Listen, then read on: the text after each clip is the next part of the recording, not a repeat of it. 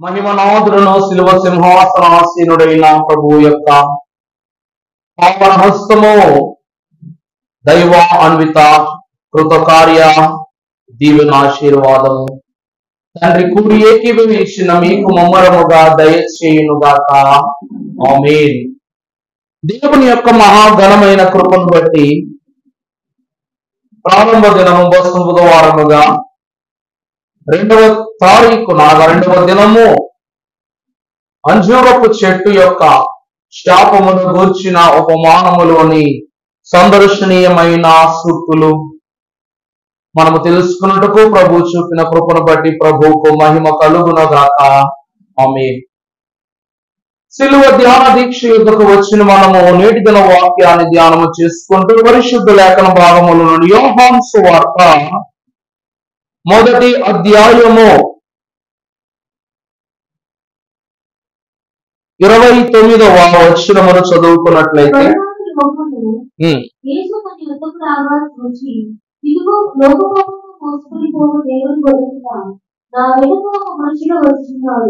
ఆయన నాకంటే ప్రభువుల కనుక నాకంటే ముందటి వాడేయాలని నేను ఎవరి గురించి చెప్పినో ఆయనే ఈయన. నేను ఆయనను ఎరుగైతే కానీ ఆయన ఇశ్రాయేలులకు ప్రత్యక్షమవుగా నేను వీరిలో బాప్తిస్మం ఇచ్చుటకు వచ్చేటని చెప్పాను. యోహాను సాక్షిస్తూ ఆత్మ పావురము వలె ఆకాశం నుండి దిగువగా చూచుతుంది. ఆ ఆత్మ ఆయన మీద నిలిచెను. ఆమేన్. ప్రార్థన. మహాపరిశుద్ధుడవై ఉన్న మా ప్రియ పరలోకపు తండ్రి, సమస్త జ్ఞాన సంపూర్ణులగు మీరు మీ మహిమ మందిరములో చేరి వచ్చిన నీ బిడలైన వారి పట్ల కనపరుచుచున్న దీవెన ఆశీర్వాదములకే వందనములు.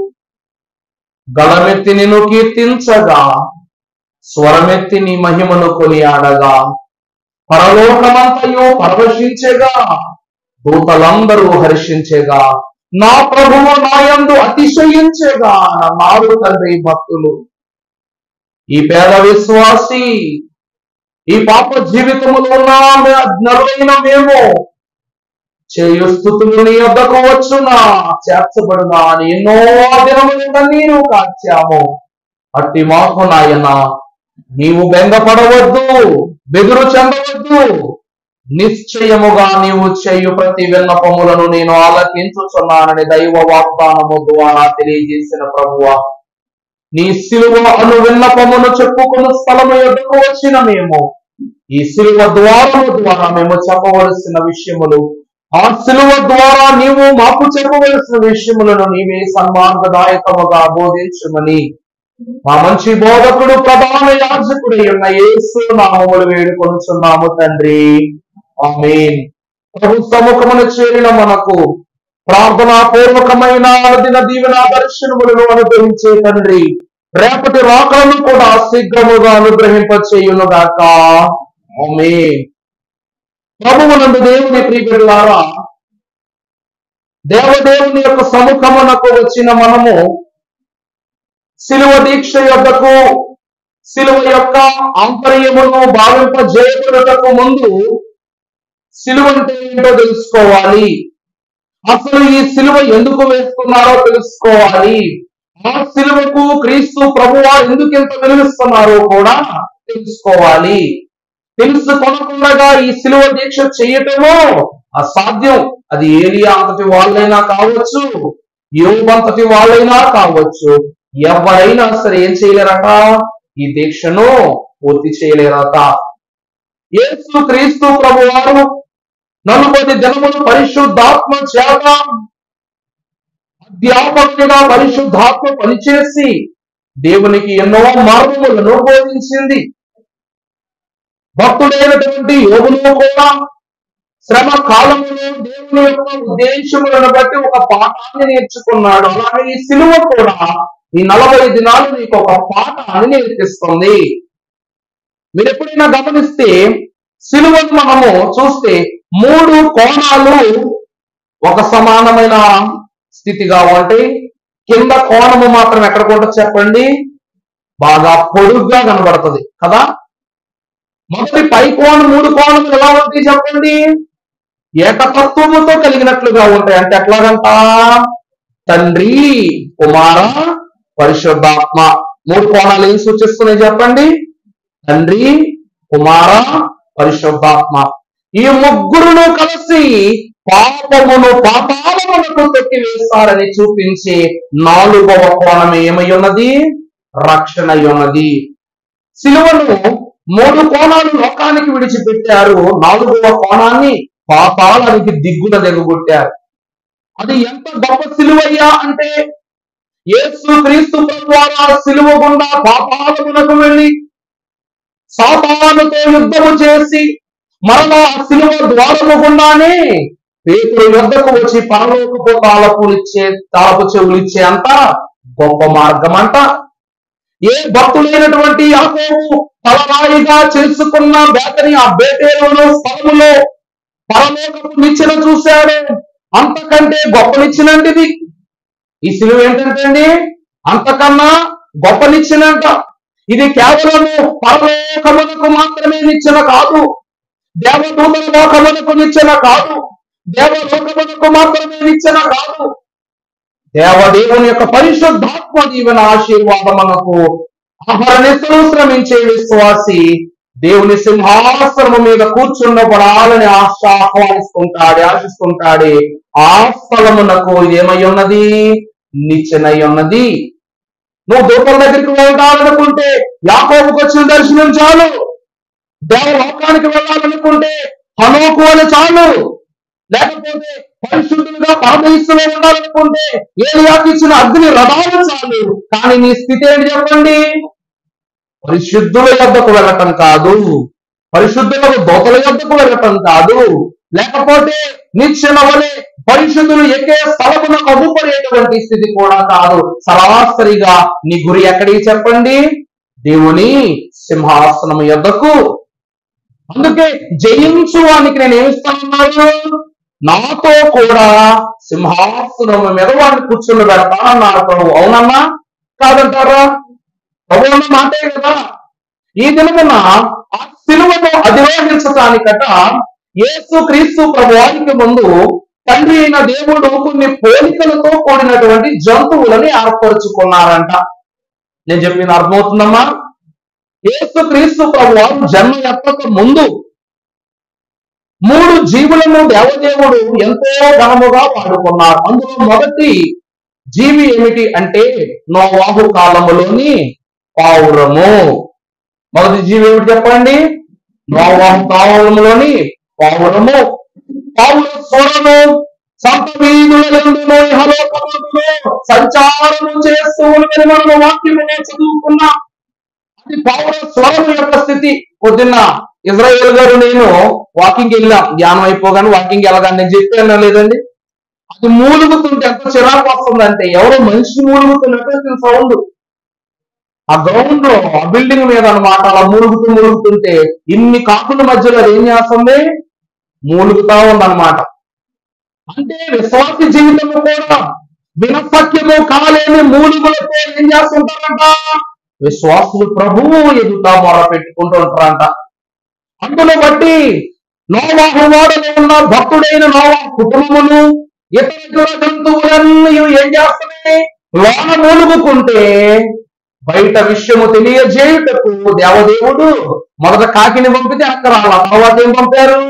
పావురాన్ని పంపితే అది మూలుకుంటూ స్థలమునకు వెళ్ళి ఏం చేసిందంట? తిరిగి వచ్చిందంట. దేవుని యొక్క వాక్యాన్ని మనము గమనించుకున్నట్లయితే ప్రభువునందు ప్రియులారా, మొదటి పక్షి ఏమిటి అని, మొదటి జంతువు ఏమి అనగా, జీవి ఏమి అనగా పావురము. రెండవది చూసినట్లయితే పక్షిరాజు. రెండవది ఏంటండి? పక్షిరాజు.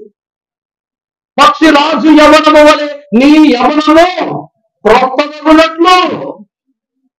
ఏమమ్మా, మేళ్లతో నిన్ను దేవుడు ఏం చేస్తాడంట? తృప్తిపరుస్తానని దేవుడు వాగ్దానం చేశారు. కానీ ఆ యొక్క పక్షిరాజు యొక్క అంతస్తులు కూడా విశ్వాసికి ఇవ్వడానికి దేవుడు ఇష్టపడలేదు. మీకు ఒక గొప్ప మాట చెప్పమంటారా?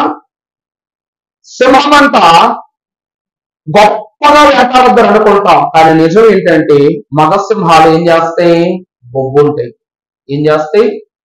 బొగ్గుంటాయి. ఆడ సింహాలు ఏం చేస్తాయి? వేటాడి తీసుకొస్తాయి. అవి పిల్లల్ని కనాల్సిందే, పెంచాల్సిందే, చివరికి ఇంటికి భోజనం కూడా తీసుకురావాల. సింహాల స్థితి. మనం అనుకుంటాం నేను సింహం లాంటోని, నేను కొదమ సింహం లాంటోని అంటారు. ఇంకా నయం గర్జించు సింహం అలా సాతందరి పోతాం. ఈ పక్షిరాజు చేసేటువంటి గొప్ప పని ఏమిటంటే ఒకనొక సమయానికి ప్రతి ఒక్కరికి ముసలితనం వచ్చేస్తుంది. అలాగే ఈ పక్షుల రాజు అయినటువంటి పక్షిరాజు కూడా ముసలితనం వచ్చినప్పుడు ఏ పక్షులకు కనబడకుండా ఒక సుదూర కొండ ప్రాంతములకు వెళ్ళిపోయి కొండ గుహలలో దాక్కుంటది. దాక్కున్నప్పుడు దాని యొక్క శరీరం మీద ఉన్నటువంటి జుట్టు ఏదైతే ఉన్నదో అది విస్తారంగా పెరిగిపోద్ది అన్నమాట. అంటే ఇది పక్షి అని గమనించడానికి కూడా శక్తి లేనంత విపరీతం విస్తారంగా జుట్టు వచ్చేస్తుంది. దాని గోళ్ళు ఉన్నదానికి 5 రెట్లు విపులంగా పెరిగిపోతాయి అంట. అంటే అడుగు తీయలేదు, అడుగు పెట్టలేదు, అట్లా అయిపోద్ది పరిస్థితి.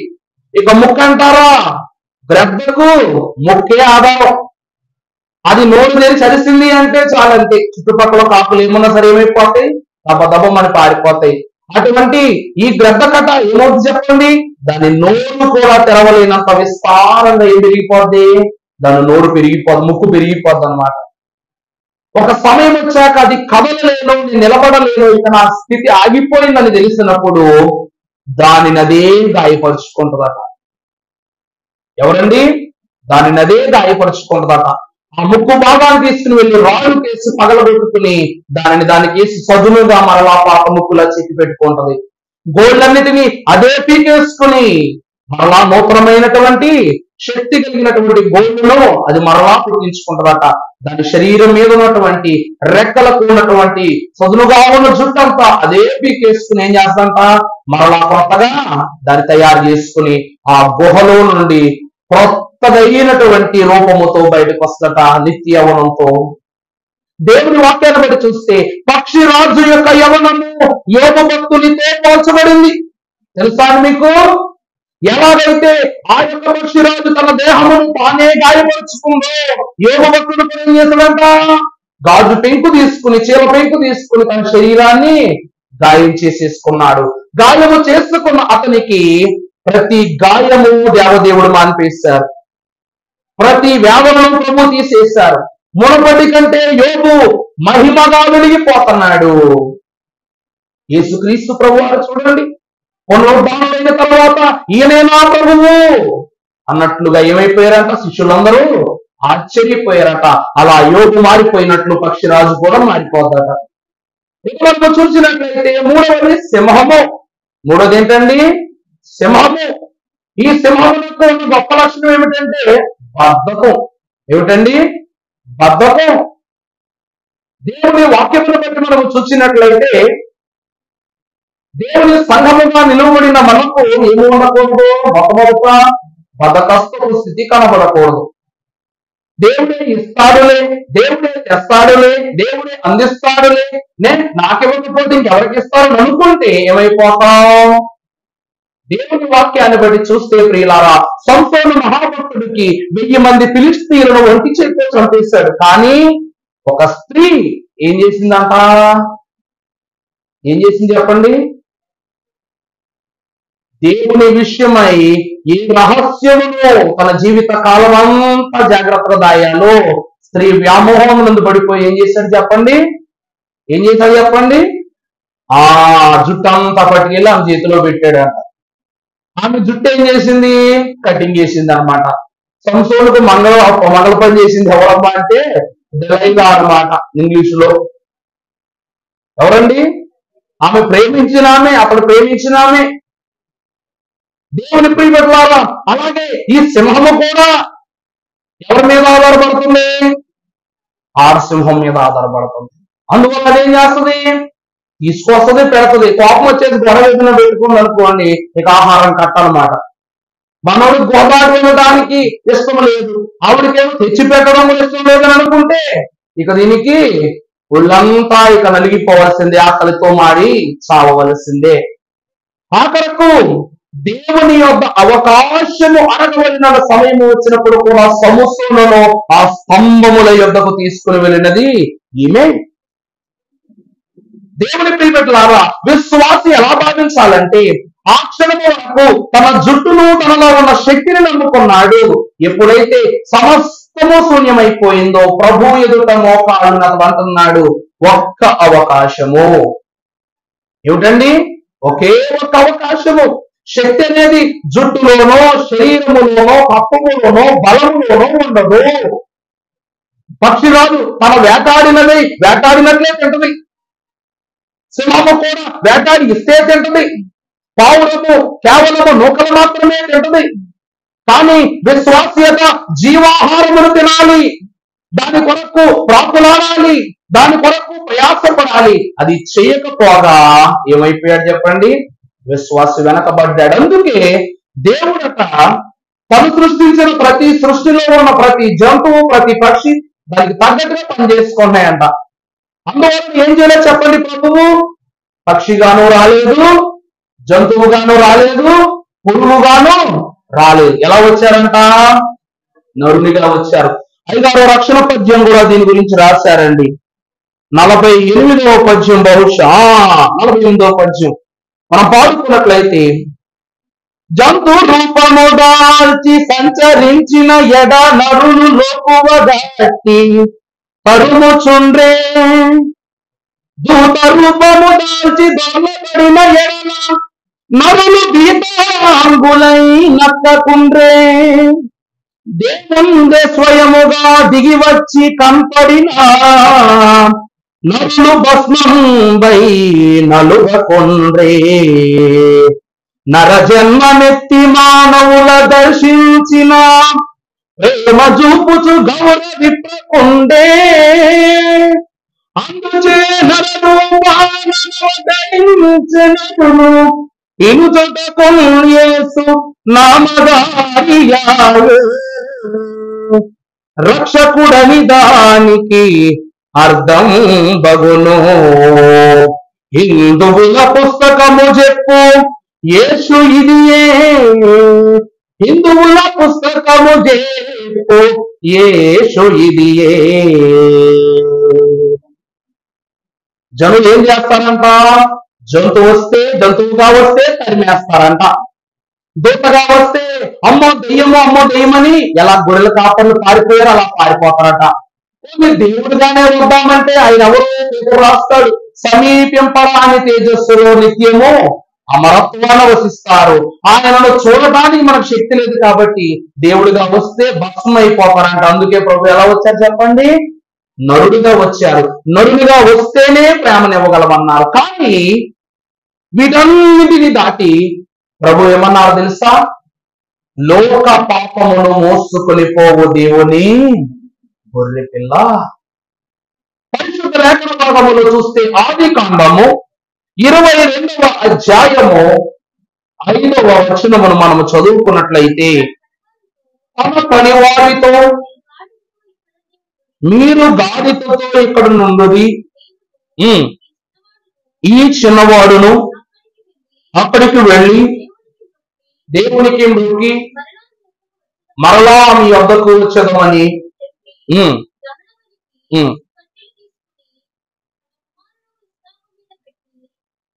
చదువుమా.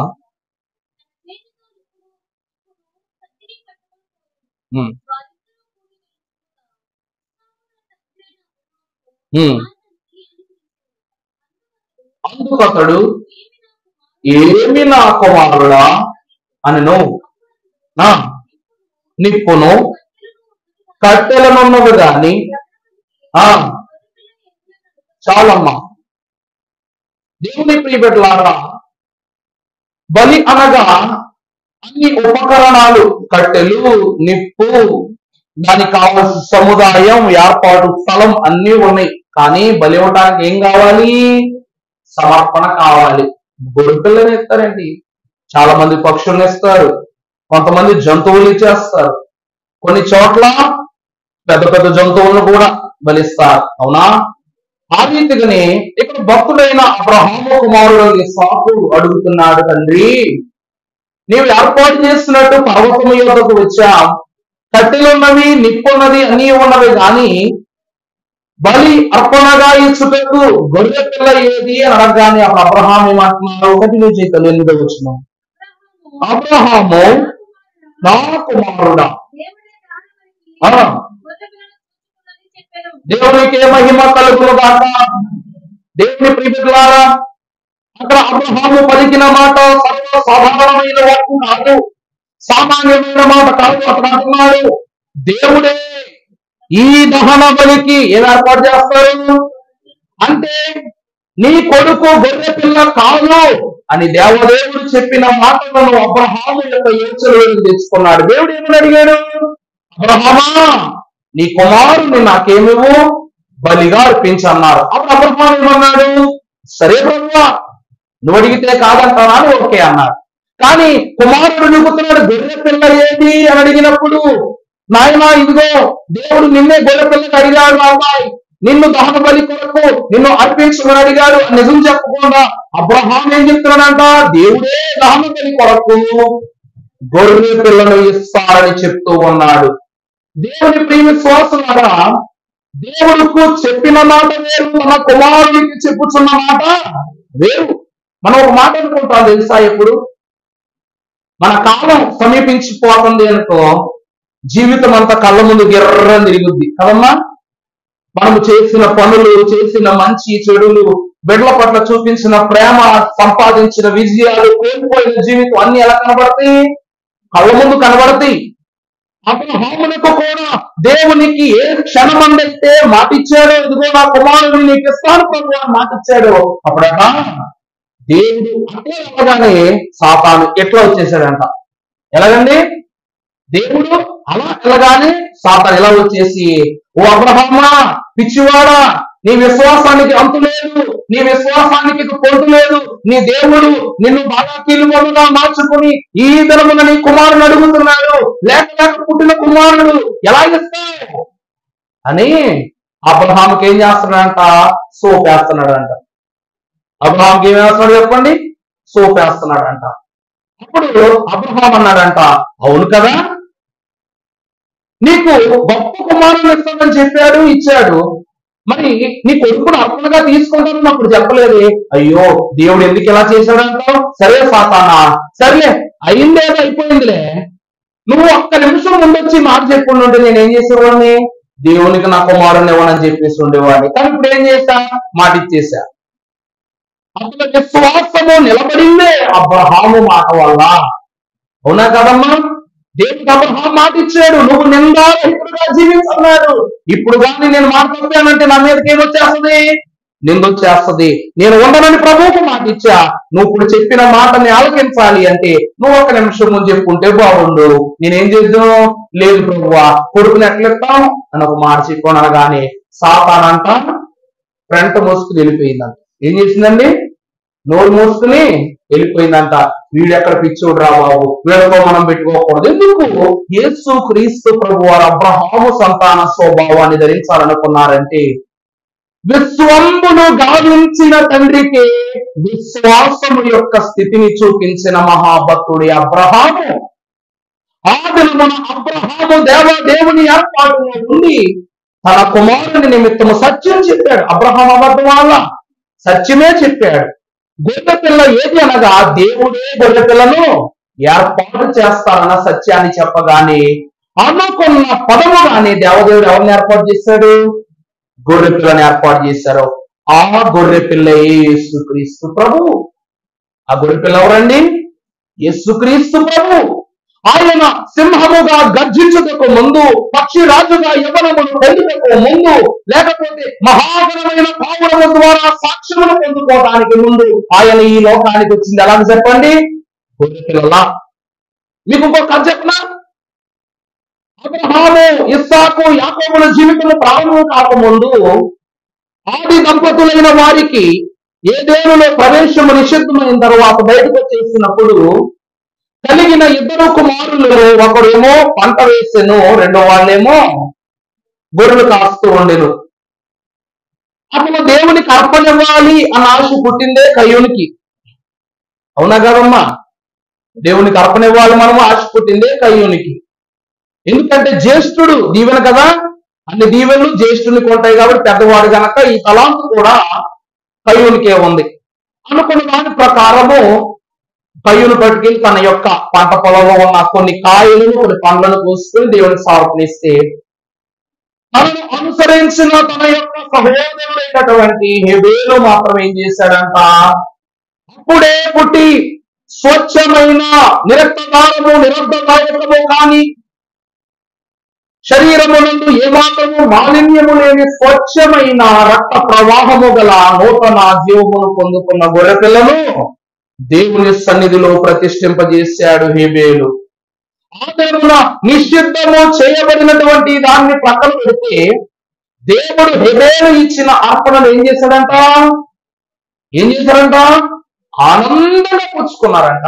హెబేలు ఎంత మంచి అర్పణను పుచ్చుకున్నారంట. అంటే నువ్వు పండించిన పంటలో నీకు కావలసిన భాగాన్ని నువ్వు ఉంచుకున్నావు, దేవునికి ఇవ్వాల్సిన భాగాన్ని నువ్వు దేవునికి ఇస్తున్నావు. కానీ తనకు కలిగినటువంటి మందలలోని దేవునికి ఇవ్వవలసిన సమర్పణలోని ఇది తొలిచూలు గొర్రె పిల్ల, దేవైనదండి తొలిచూలు గొర్రె పిల్ల ఉన్నది కనుక దేవునికి ఇవ్వగానే ఆనందముగా దేవుడు పుచ్చుకున్నారంట. ఆ రోజు దేవుడు గొర్రె పిల్లను పుచ్చుకున్నాడు గనక అంత గొప్ప అర్పణ దైవ విశ్వాసులైనటువంటి వారు ఇచ్చిన వారుగా కనబడుతున్నారు. హేబేలు దేవుని సంఘముగా చెప్పబడ్డాడు. ఎందుకంటే పరలోక రాజ్యంలో ప్రవేశించిన మొట్టమొదటి వ్యక్తి ఎవరు? హేబేలే. అందుకే దేవుడు ఏమంటారు, నీ సహోదరుడైన హేబేలు యొక్క రక్తము నాకు ఏం పెడుతుంది, మొర్ర పెట్టుకుంటుంది. అంటే పరలోకమునందున్న తండ్రి భూలోకమునందున్న హేబేలు యొక్క రక్తపు ఘోషను విన్నారు. ఎందుకంటే విశ్వాసి ఎక్కడి నుండి పిలిచినా ఏం చేస్తారు చెప్పండి, దేవదేవుడు వింటారు. గాఢాంధకారములో నేను సంచరించిన నీ అపాయములకు భయపడను, ఎందుకంటే నీ దుడ్డు కర్రయు నీ దండము నన్ను దేవుడు ఎక్కడున్నా చూస్తారు. హేబేలు మరణ విన దేవుడు, ఎందుకంటే ఇచ్చిన అర్పణ ఆ అర్పణ పుచ్చుకున్నాడు. కాబట్టి విశ్వాసి తన ఇచ్చిన అర్పణ యందు ఎంత ఉच्च స్థితిని దేవదేవుని ఎదుట చూపించారో అంతే ఉన్నత స్థితితో దేవదేవుడు కల్మషము లేని గొర్రె పిల్ల రూపమును ధరించుకుని కుమారునిగా భూమి మీదకి వచ్చారంట. అందుకే కదా అంటారు, ఇయుడి మీకు ఇవ్వబడును. నువ్వు దేవునికి ఇచ్చావు గొర్రె పిల్ల, మరి తండ్రి కూడా నీకేమిచ్చారు? లోక పాపములను మోసుకుని పోయే దేవుని గొర్రె పిల్లను నీకు ఇచ్చారు. నువ్వు ఇచ్చిందేగా ప్రభు తిరిగి ఇచ్చింది. నువ్వు ప్రేమగా దేవునికి నాయన నాకు నువ్వు అంటే ఇష్టమని చెప్పు, దేవుడు కూడా అంట నువ్వంటే కూడా నాకు ఇష్టమే అంటాడు. పంపి సిరాక్తం చెప్పబాకడమ్మ బయట వాళ్ళు అన్నట్టు. ఏమా దేవుని వాక్యాన్ని బట్టి చూస్తే ప్రభువు మనలను ఇష్టపడేవారు ఉన్నారు. అందుకే జనకుని ఇష్ట జనము వచ్చును. దేవుని నామమును బట్టి చూస్తే గొర్రె పిల్ల ఏది అనే సాకు అనగానే ప్రభు ఏం చేశారంట, ఆనాడు అబ్రహాము సంతాన స్వభావము నిమిత్తము దేవుడు ఏర్పాటులో ఉన్న ఇస్సాకు కొరకు దేవుడు ఎవరిని పంపించారు? గొర్రె పిల్లను పంపించారు. ఆ గొర్రె పిల్లయే యేసుక్రీస్తు ప్రభువారు. నరరూపం ఎత్తక ముందు అనగా నేను చెప్తున్న మాట, గొర్రె పిల్ల రూపం ఎందుకు ధరించాలి అంటే యేసుక్రీస్తు ప్రభువారు బాప్తిస్మ సమయములో పావుల యొక్క స్వరపు అంతస్తును పొందుకున్నారు. నేను చెప్పింది అర్థమవుతుందండి. బాప్తిస్మం పుచ్చుకున్నప్పుడు ఏ అంతస్తును పొందుకున్నారు? అంతస్తు పొందుకున్నారు. పావురము యొక్క పిలుపును ఆయన అందుకున్నారు. ఇతడే నా ప్రియ కుమారుడని. పరలోకము నుండి ఎందుకు వచ్చింది? పావురం దిగి వచ్చింది. ఇక రెండవది చూస్తే పక్షిరాజు యొక్క రూపాన్ని చూస్తే పావురం తర్వాత పక్షిరాజే. ఆయన మరణించి పునరుద్ధానుడై రక్షణ భాగ్యముతో ఆయన లేచిన వారైన. రెండవది ఏ తత్వం? పక్షిరాజు యొక్క యవన తత్వముతో మహిమ దేహాన్ని ధరించుకున్నారు. ఇప్పుడు మూడవది సింహం. రెండవ రాత్రలో గోగు మాగోగు యుద్ధమును సర్పమును అణిచివేయుటకు సాతాను అనగద్రొక్కుటకు గర్జించు సింహమును అనగద్రొక్కుటకు ప్రభు ఎలా వస్తారంట? పొగమ సింహముగా ప్రభు వస్తారంట. మూడు గుణాలు సరిపోయినాయా? కానీ ఈ మూడు త్యాగానికి చిహ్నాలు కావు. ఈ మూడు ఏం కాదండి, త్యాగానికి చిహ్నాలు కావు. ఈ మూడు అంతస్తులు యేసుక్రీస్తు ప్రభువారి జీవితంతో పోల్చి చెప్పానుగా. కానీ ప్రభువు యొక్క అంతస్తు ఎక్కడ గొప్ప చేయబడింది అంటే సిలువనెత్తుకున్నటలో. మీరు ఎప్పుడైనా చూసారు లేదు, గొర్రెలను నరికేటువంటి వాడు నరుకుతూ ఉంటే నువ్వు పెట్టిన గడ్డిని తింటూనే ఉంటుంది తప్ప దాని తల తెగి పడకూడదన్న విషయము గొర్రె గమనించదు. ఎందుకంటే గొర్రె పుట్టిందే అర్పడం కోసం అంట. ఏమిటో ఎందుకంటే అండి, గొర్రె పుట్టిందే ఎందుకు? అర్పింపబడటం కోసం. అర్పణ ఆనాడు దేవునికి ఇవ్వబడింది కాబట్టి ఈ లోకమున ఏ స్థితి వచ్చినా సరే ఏం చేస్తాం? గొర్రె పిల్లను బలిస్తాం. ఎందుకంటే గొర్రె పిల్ల యందు నిష్కల్మషమైన దేవుని యొక్క రక్త ప్రభావం ఉన్నదని దేవుడు తెలియజేశారు. పరిశుద్ధ గ్రంథంలో చూస్తే ఇక నాకు 5 నిమిషాలే ఉంది, 4 మాటలు చెప్పేసి ముగిస్తాను. ప్రకటన గ్రంథం 7వ అధ్యాయం 14వ వచనం. అందుకు నేను అయ్యా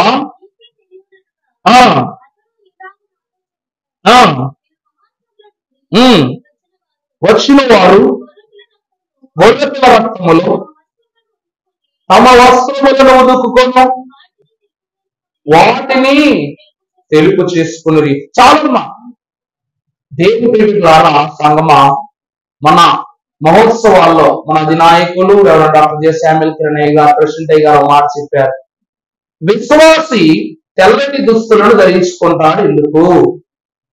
నల్లని దుస్తులను ఎందుకు ధరించుకోరు అంటే తెలుపు నీలో ఏ లోపమున్నా చూపించేస్తుంది. నలుపు నువ్వు ఎంత మురికి పూసుకున్నా ఏం చేస్తుంది? లోపలికి లాగేసుకుంటావు. అవునా కాదా? యేసుక్రీస్తు ప్రభువారు కూడా ఆయన రక్తము ద్వారా కేవలం మీ యొక్క వస్త్రములను శుద్ధి చేయలేదు.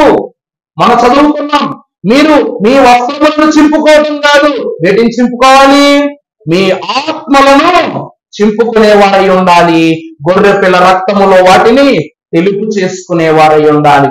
దేవుని ప్రియమిట్లారా, మనము గమనించినట్లయితే గొర్రె పిల్ల రక్తము పస్కా పండుగ ఆచరించబోతున్నటువంటి ఇశ్రాయేలీయులైన వారు ఐగుప్తీయుల యొక్క తెగుళ్ళు వారి మీదకు రాకుండా వధించిన గొర్రె పిల్ల యొక్క రక్తమును ఏం రాశారంట? వారి ఇంటి గడపలకు ముద్రగా రాశారంట. అప్పుడు అన్నారు, ఈ ముద్ర ఏ గృహము మీద ఉంటుందో ఆ గృహము మీదకు ఏ కీడు రాదన్నారు. దేవుడు కొరకు ఏర్పరిచిన విషయమున వారు చేసిన ఒక బలిదానము వారి గృహాలను వారిని కాపాడితే, మరి లోక పాపాలను మోసుకుని పోయే ప్రభు అయిన యేసుక్రీస్తు ప్రభు వారి యొక్క రక్తము సర్వ పాప భారము నుండి నేనేం చేస్తుంది? రక్షించేదై ఉన్నది. రక్షించుట ప్రభు వంతు. ప్రభు ఎదుట విచక్షణతో ప్రార్థించుకున్నట విశ్వాసి వంతు, శిక్షకు గురి చేయుట సాతాను వంతు అన్నారు. అర్థమైందమ్మా? రక్షించడం ప్రభు వంతు, శిక్షించడం సాతాను వంతు. కానీ భక్షించబోతున్న సాతానుకు చిక్కకుండగా విచక్షణతో దేవుని ఎదుట ప్రార్థించువాము విశ్వాసి యొక్క వంతయ్యున్నది. అందువలన గొర్రె పిల్ల రక్తం కావాలి. మనకేం కావాలండి? గొర్రె పిల్ల రక్తం కావాలి. ఈ రోజు ఏ తైలపు ముద్ర అయితే నువ్వు ఇలా వేసుకుంటున్నావో, తైలం వేసుకుంటూ ఏమని చెప్తావు? అది చెప్పండి అందరూ. యేసు రక్తమే జయం. 2 సిలువ రక్తమే జయం. 3 కలువ రక్తమే జయం. తైలము వేసుకుంటూ సిలువ రక్తముతో, యేసు రక్తముతో, కలువ రక్తముతో ఎందుకు పోలుస్తున్నావంటే నీవు నుదుటి మీద ముద్రగా భావిస్తున్నది దేనిని? క్రీస్తు ప్రభు వారి యొక్క రక్తమును.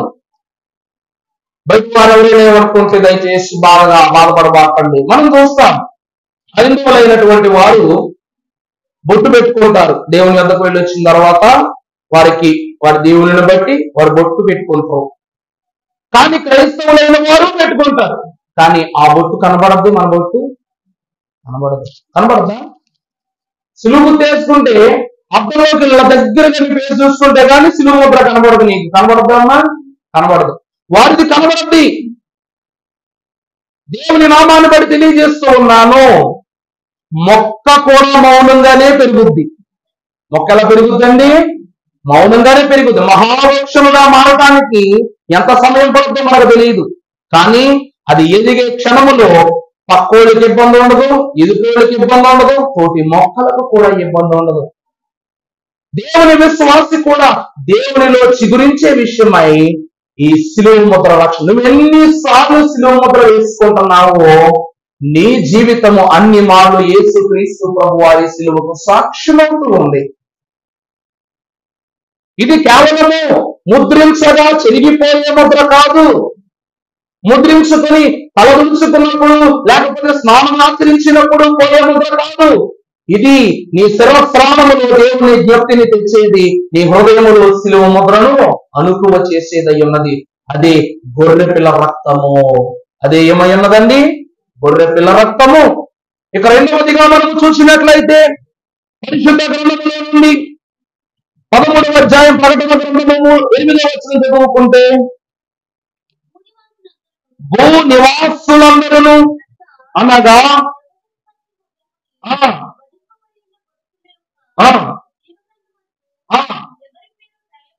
ఎవరి పేరు రాయబడలేదు. చాలమ్మా. మొదటిది గొర్రె పిల్ల రక్తము, రెండవది ఏంటి?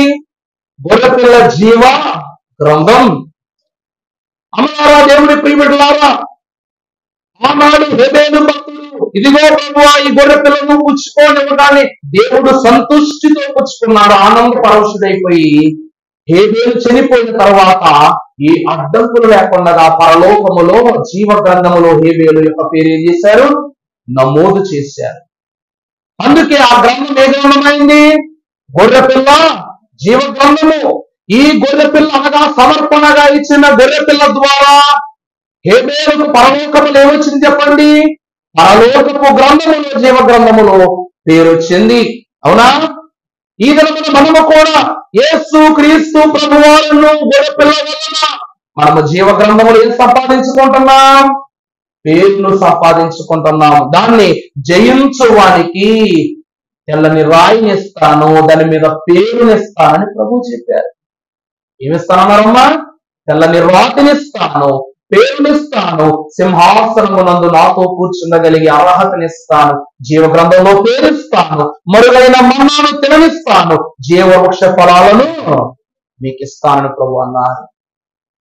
రెండవది గొర్రెపిల్ల జీవ గ్రంథం.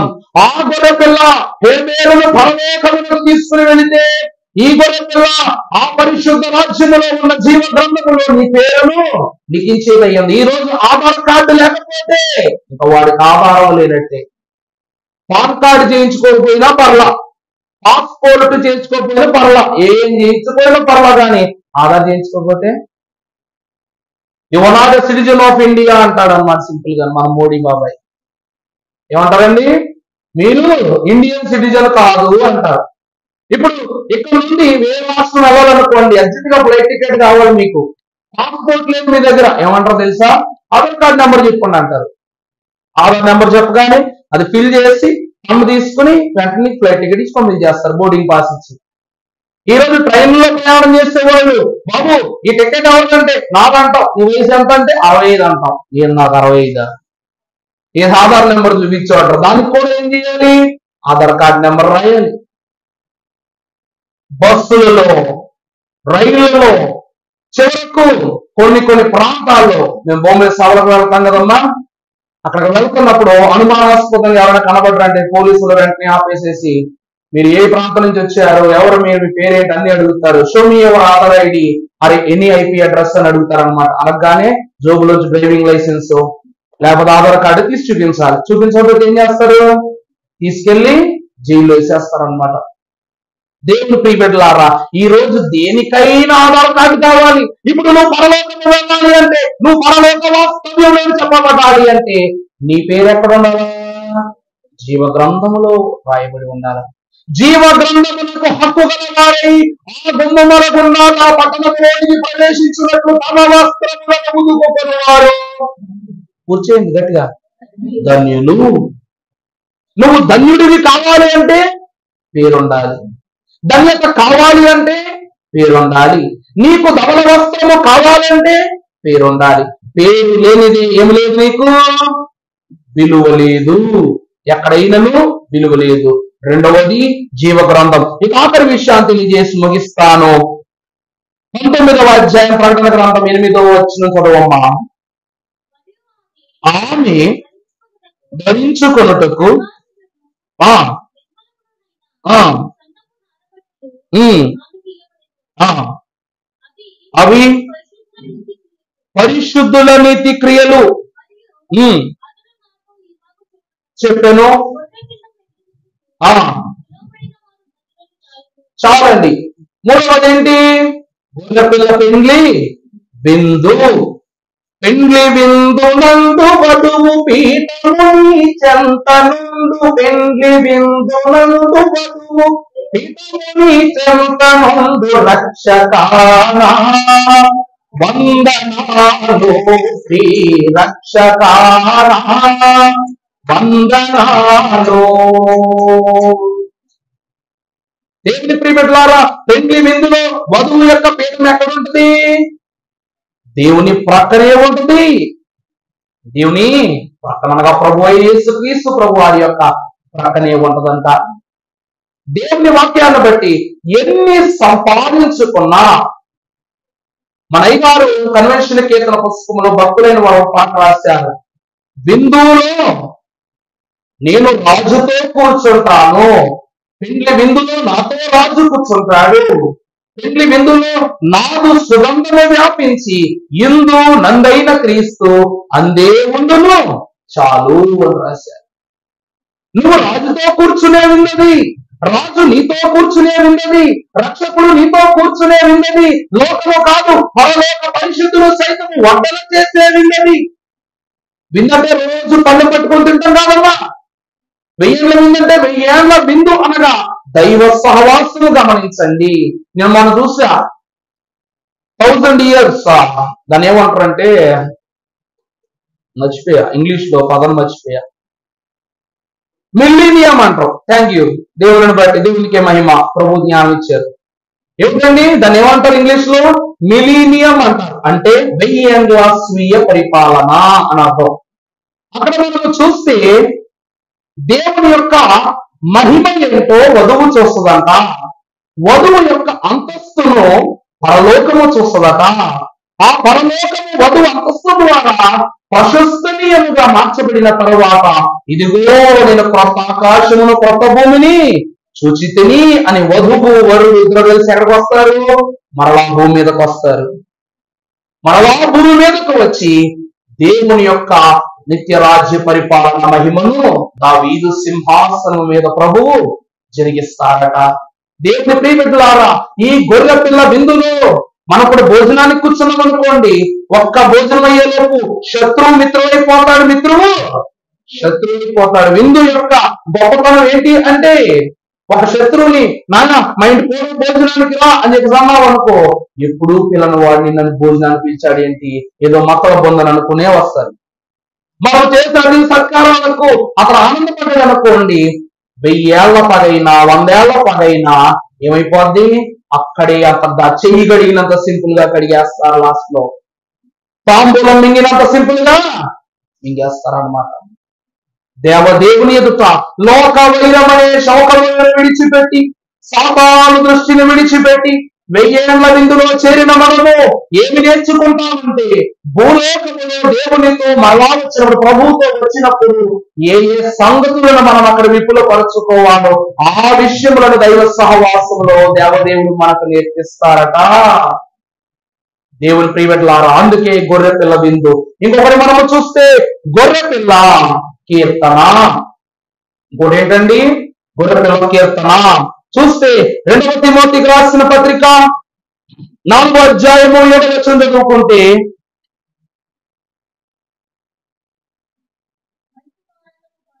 మంచి పోరాటం పోరాడుతుని, తరముట్టించి తిని, విశ్వాసము కాపాడుకుంటుని, ఇక మీదట నా కొరకు నీతి కిరీటం ఉంచబడి ఉన్నది. ఆ దినమందు నీతి గల న్యాయాధిపతి అయిన ప్రభువు అది నాకు మాత్రమే కాకుండా తనకు ప్రత్యక్షమగు ఏమిస్తారంట? దేవుడు ఏమిస్తారని చెప్పండి? నీ కొరకు ఉంచబడిన నీతి కిరీటము. దేవుని ప్రియమిత్రులారా, గొర్రె పిల్ల కీర్తన అంటే ఏంటి చెప్పండి? ఉయ్యాల కీర్తన అంటే ఏంటి చెప్పండి? ఒకరు చెప్తున్నారు, మిగిలిన వాళ్ళందరూ మాకు అసలు ఉయ్యాల పాట అంటే ఏంటి కూడా తెలియదు అని చూస్తున్నారు. ఒక సంఘంలో తల్లిగారు ఉన్నారంట. ఇదే ప్రశ్న అడిగా. అమ్మో ఆమె మామూలు ఆమె కాదు, బెత్తరపోయా నేను మొత్తం. ప్రార్థన అయిపోయిన తర్వాత అన్నం తింటుంటే ఆమె చేసిన పనికి 2 సార్లు పరమారిపోయింది నాకు.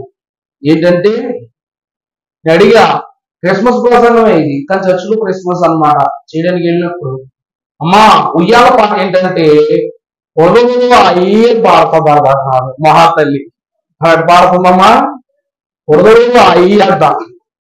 చాలా విచిత్రమైపోయిన తర్వాత నేను అప్పుడు అడిగా, అమ్మా నేను అడిగింది నువ్వు నీ పెద్దలు పాడే పాట కాదమ్మా, పరలోకం ప్రభువు పాడే పాట చెప్పమంటే అదే గారు అది కూడా అంతేనంట. దేవలోకలు కానీ వినుంటే ప్రభు ఆ రోజే ఉయ్యాల తొట్టును ఉనికి పెట్టేసింది. నిజంగా ప్రభుత్వ ఉయ్యాల దేవలోకము నుండి ఉయ్యాలో దేవదూతలు దిగి వచ్చి ఉయ్యాలో అని అన్నారు. కీర్తన ఏమిటి అంటే యుగ యుగములకు స్తుతిని సన్నుతిని మహిమను పొందువరకుడైన దేవా నీకే మహిమ కలుగును గాక. ఖర్జూరపు మట్టలు పట్టుకుని దేవుని ఎదుట ప్రతి ఒక్కరు అపనాలికను చేస్తూ ఆల్ఫయు ఓమేగయు అయ్యున్న దేవా, అన్ని కాలములకును స్తుతులను పొందుకున్న దేవా, సైన్యములకు అధిపతి యెహోవా నీకే మహిమ అని కొత్త కీర్తన పాడుతూ ప్రభు ఎదుట ఏం చేస్తారంట? ఖర్జూరపు మాటలు పట్టుకుని ప్రభు ఎదుట సాష్టాంగపడి మహిమ ధ్వనులను ఏర్పాటు చేస్తారు. అదే అంతస్తు యేసుక్రీస్తు ప్రభు వారి దేవాలయంలోనికి వచ్చుతున్నప్పుడు దావీదు తనయ ఓసన్నా యూదుల రాజా ఏసన్నా అని పాడుతూ ఆ కాలమునందు యెరూషలేము ప్రజలైన వారు చేశారు. కానీ ఇక్కడ భక్తులు చేస్తారంట. మనకు ఎవరు చేస్తారండి? పరలోక భక్తులు చేస్తారంట. ఇక ఆఖరి విషయమును చూస్తే గొర్రెపిల్ల కీర్తన వివాహ మహోత్సవం ప్రకటన గ్రంథం 15:3.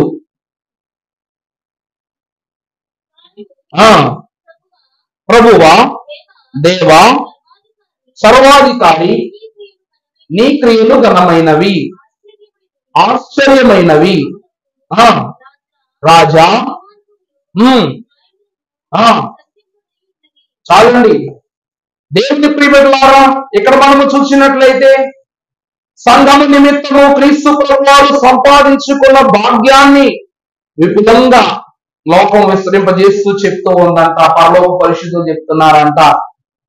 దేవుని వాక్యాన్ని బట్టి చూస్తే మనము ఈ భూమి మీద ఏ నామాన్ని దాల్చామైగా రాశా? క్రీస్తు నామము దాల్తుము స్నాన క్రియ జరుగు సమయమున. క్రీస్తు నామము లేని క్రియలన్నీయు వ్యర్థంబే. ఈ భూమి మీద క్రీస్తు నామము ధరించుకుని సహోదర ప్రేమకు ఐక్యపరచబడిన మనము వధువు యొక్క అంతస్తులు సంపాదించుకున్న వధువు సంఘం మార్చబడి దేవుని ఎదుట ఏమని పాడుకుంటున్నామంట? ఇక్కడను పైన కాడాను, ఇక్కడను పైన కాడాను, ఒక్క కూడుయగును లెక్క కూడెందగును మాది యొక్క లెక్క కూడెందగును మాది యొక్క లెక్క కూడెందగును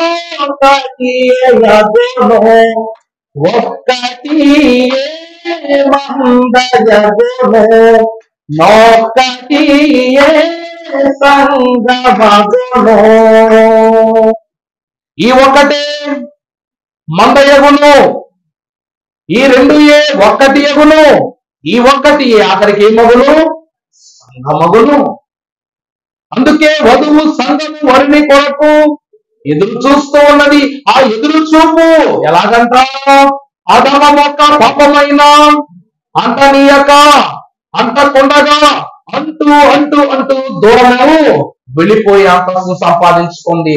ఆ విషయాన్ని పరలోక పరిశుద్ధులు అంటున్నారు. ఇప్పుడు చదువుకున్నారు ఆ మాట, మంచి మాట చదువమ్మా. వారు ప్రభువా దేవా సర్వాధికారి నీ క్రియలు ఘనమైనవి. చూచారా ప్రభు యొక్క కార్యాలు మన యందు ఎంత ఘనంగా లేకపోతే పరలోకమంతా పరమ సంతోషమైపోద్ది. పరలోకములు ఉన్న వారందరూ ఎంత గొప్ప వధువు నాయనా, నీకు సరిజోడు నీ ఏర్పాటు ఎంత గొప్పగా ఉన్నదంటూ వారందరూ అక్కడ చేరి కొత్త కీర్తన పాడుతూ ప్రభు యొక్క మహిమను వివాహ మహోత్సవములో కనపరిచారట. దేవుడు గొర్రె పిల్లగా రావడానికి గల కారణం ఏమిటి అంటే తగ్గింపు గుణము గొర్రె పిల్లకే ఉన్నది, అర్పణ ఇచ్చు గుణము గొర్రె పిల్లకే ఉన్నది, అంతస్తులు లభ్యము చేసుకుని గుణము గొర్రె పిల్లకే ఉన్నది. దేవుని వాక్యాన్ని బట్టి చూస్తే ప్రియులారా, యాకోబు భక్తుని ఇదిగో ఇస్సాకు విషయంలో మనము చూస్తే, యోసేపు విషయంలో చూస్తే తన అన్నలైన వారు యాకోబు ఏం చేశాడంట, తన అన్న దగ్గర జ్యేష్ఠత్వాన్ని దొంగలించాడు కదమ్మా. ఎప్పుడు ఏమని చెప్పాడు, నేనే అన్నలాగా డ్రెస్ వేసుకున్నాడు, అన్నలాగా రెడీ అయ్యాడు, అన్నలా భోజనం పెట్టుకుని తండ్రికి పెట్టగానే కళ్ళు కనబడాల, ముసలివాడు కదా ఇస్సాకు, పెద్ద వయస్సు వాడు కావడంతో అన్నకి ఇవ్వాల్సిన దీవెన అన్న రూపంలో కనబడగానే తమ్ముడికి ఇచ్చేశారు. తండ్రిని మోసగించి దీవెన తీసుకున్నాడు. ఇదే 10 దెబ్బగా కొట్టిందంట ఇస్సాకు. యాకోబుకి ఎలా కొట్టిందండి? 10 కొట్టింది. తన అన్నదమ్ములైన వారు ఈ యొక్క యోసేపుని ఏం చేశారు చెప్పండి? మొదట అమ్మేయటం వేరే విషయం, పక్కన పెట్టిన నాన్న దగ్గరికి వచ్చి ఏమని సమాధానం చెప్పారు, ఇదిగో నాన్న తమ్ముడు చనిపోయాడు అని. ఎలాగైతే యాకోబు వస్త్రం కప్పుకుని ఇస్సాకును మోసం చేశాడు, వీళ్ళు కూడా మేక చర్మముతో ఉన్నటువంటి దాని రక్తాన్ని వస్త్రములో ముంచి, అతని వస్త్రాన్ని మేక రక్తముతో ముంచి తీసుకొచ్చి ఆ వస్త్రాన్ని చూపించి ఇదిగో తమ్ముడు చచ్చిపోయాడు అని చెప్పారు. వస్త్రానికి వస్త్రం, అవునా? అబద్ధానికి అబద్ధం. జరిగిందా లేదా? ఏది ఇచ్చానో మనం ఏది ఇస్తామో అది తిరిగి వస్తుంది. తన తండ్రికి తను ఏమి ఇచ్చాడో తన కుమారుని కూడా తనకు అదే ఇచ్చారు. దేవుని ప్రియబిడ్డలారా, గొర్రె పిల్ల నీ కొరకు రక్తం ఇచ్చింది, గొర్రె పిల్ల నీ కొరకు అనుగుణ్యమైన సహవాసాన్ని ఇచ్చింది, గొర్రె పిల్లని సంఘంగా ఏర్పాటు చేసింది. ఈ నెలమున ఆ రక్తముతో ఆ సంఘముగా ఆ సమూహముగా సిద్ధపడ్డ నువ్వే పరలోకము వెళ్ళేటప్పుడు జయధ్వనితో జయప్రాకటముగా నువ్వు వెళ్ళాలి. గాని వెనకట్టు పడ్డావా ఏమైపోతావు? డాబా నుంచి పెడితేనే కాళ్ళు చేతులు ఇరుగుతాయి, ఇంకా పరలోకం నుంచి పెడితే ఏ ఉరుగుతాయి కూడా తెలియదు. పాతాళంలో వెళ్ళిపోతావు, అధమ పాతాళంలో వెళ్ళిపోతావు. కనుక ప్రియులారా, గొర్రె పిల్ల యొక్క అంతస్తును గ్రహించిన మీరే దేవదేవుని మృక్కుచు నిత్యము ఆయన పాదముల యొక్క సన్నిధి అంతస్తును పొందుకునే ధన్యత సిలువ దారియగు ప్రభువు మనకు దయచేయును గాక. ఆమేన్.